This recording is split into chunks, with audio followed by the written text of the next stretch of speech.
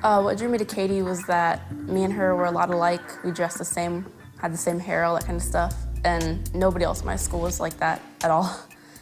When we would hang out, we'd usually just go to the mall or have sleepovers. Over New Year's, I started getting texts on my phone and messages on MySpace from my friends saying really mean things to me and saying that I cheated on my boyfriend. I think that mainly what it was that it's stuff that I've told Katie. All I told her was that I had a crush on my guy best friend while I have a boyfriend, and I told her that. And then that turned out where they were telling me that I had kissed him, supposedly, you know. And she told her sister, and her sister is not a trustworthy person. So they kept saying that, and then I just told them to leave me alone, and I turned off my computer, turned off my phone. But then it turns out that a week or so later, I was at the mall with my friend, and another friend calls me and tells me that my MySpace page was hacked.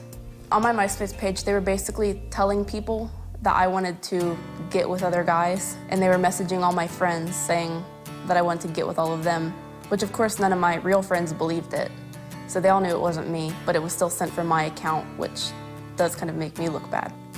I felt completely betrayed by all of them because Katie was the person I've trusted the most since I've moved here, and she was one that started all this rumors and drama. After they hacked my page, I just felt really like I just wanted to get revenge on them. I found out Katie's password and email, and I hacked onto her account, and I erased everything off of her page. At the time when I was doing it, it felt really good, you know? Like I felt I'm getting back at them. But then afterwards, I felt like I really shouldn't have done that because I was just stooping down to their level. I apologize for hacking Katie's MySpace, but other than that, I don't really find a reason to apologize for any of them for cheating on my boyfriend, which, you know, isn't even true. And so I apologized to Katie, just, you know, completely to her. And I said, because I feel like you're the person that got hurt the most out of all of this. I think me and Katie might reconnect because I do miss having a best friend, but I really don't think we're gonna have the same bond we did before. Because I've never really had somebody like break my trust that much, so I really don't think things are gonna be the same. You know, for a lot of us, there's no avoiding that moment when someone we thought we could trust lets us down.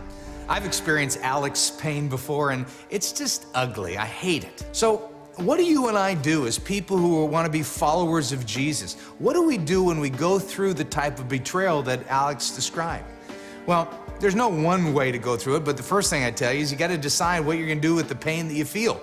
I mean, most people's response is to do what Alex did and look for revenge. And that's exactly what she was talking about. And I understand that natural feeling. You want to hurt the people who have hurt you. It's definitely natural, but you know it's not spiritual. It's not God's design for how to live a right life. And I love how Alex said that revenge just brought her down to that other person's level. That's so true. And more than that, revenge, it just never satisfies. It never satisfies. It might feel good in the moment, but it just doesn't completely satisfy. And if you look at how Alex was talking about her story, there's still some pain there. It's still unresolved, and that's even after getting the revenge she thought she wanted. So what do we do? Well, the Bible says in Romans 12:14, bless those who persecute you. Don't curse them.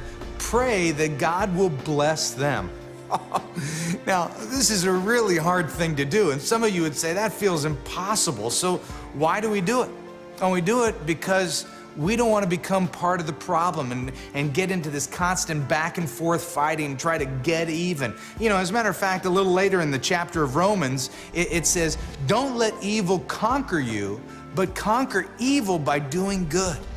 See, whenever we try to get revenge against people, we become infected with the same mindset that let that person hurt us. And God wants you to step outside of that cycle. He wants you to radically forgive the other person and say something like, you know what, I'm going to surrender my right and my desire to get even. Now, you might be thinking, but you don't know what that person has done to me, Doug. And you know what, you're right, I don't. And even if I did, I wouldn't really be able to feel the pain that you feel from betrayal.